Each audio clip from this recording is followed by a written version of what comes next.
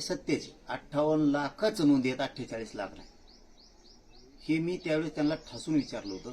मला खोटा एकही शब्द सांगू नका म्हणलं. तुम्ही 1 लाख जरी नोंदी निघाल्या असल्या तरी 1च लाख निघाले एवढंच मागा. उगाच तुम्ही 54 लाख निघल्या म्हणू नका. त्यावेळेस ते 54 लाख म्हणायचे. 1च लाख निघल्या म्हणा. तुम्ही खोटं सांगू नका. मला खरं सांगा, नोंदी किती निघाल्या. माझ्या समाजाला मान्य आहे. तुम्ही जर म्हणले 1 लाख निघाल्या, 1 लाख मान्य. तुम्ही म्हणले 54 लाख निघाल्या, 54 लाख मान्य. पण तुम्ही फक्त खरं सांगा. तर त्यांनी त्यावेळेस प्रोसिडिंग आम्हाला दिलं तर 54 लाख नोंदी सापडलेल्या नाहीत, नोंदी 57 लाख सापडलेल्या असं त्यांनी प्रोसिडिंग दिलं. 57 लाख सापडलेले. आणि आता आकडा काय येतोय 48 लाख. म्हणजे याचा अर्थ असा होतो, मंत्रिमंडळाच्या उपसमितीला विखे पाटील साहेबाला आणि मंत्रिमंडळात त्यांचे जेवढे सदस्य आहेत मंत्री म्हणून, त्यांना खालचे अधिकारी कन्फ्यूज करायला लागले. पण छत्रपती संभाजीनगर विभागात 49,958 कुंडी प्रमाणपत्र वाटप झाले आहे, तर बीड जिल्ह्यात 34,692 कुंडी प्रमाणपत्र वाटप झाले. त्याबद्दल काय वाटतं? नाही, आता काही अधिकारी कामं करतात, त्यांची स्तुतीच करावं लागणार आहे, त्यांची पाठ थोपटावीच लागणार.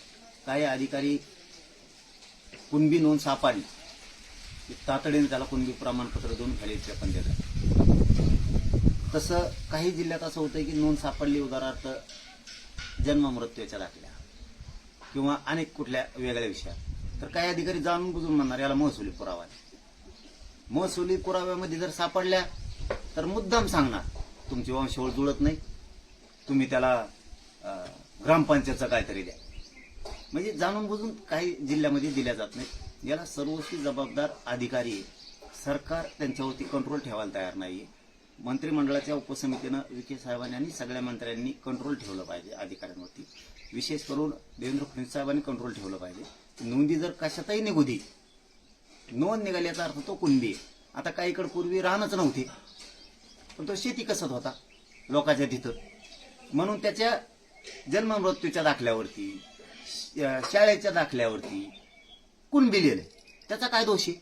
त्याला जमीन तुम्ही आता त्याला पुरावा मागताय आणि त्या काळचा, आणि दिले बी तर यांना मान्य नाही आहे. आता काही अधिकारी काय करतात, ही मुद्दा मीडियासाठी, सरकारसाठी आणि मराठीसाठी खूप महत्वाचा आहे. काही अधिकारी तर त्याच्या चुलत्याचं जर निघाला असलं तर पुतण्याला प्रमाणपत्र द्यायला. आत्ताची पोझिशन.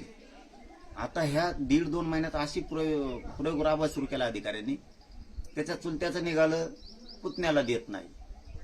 काय कारण आहेत?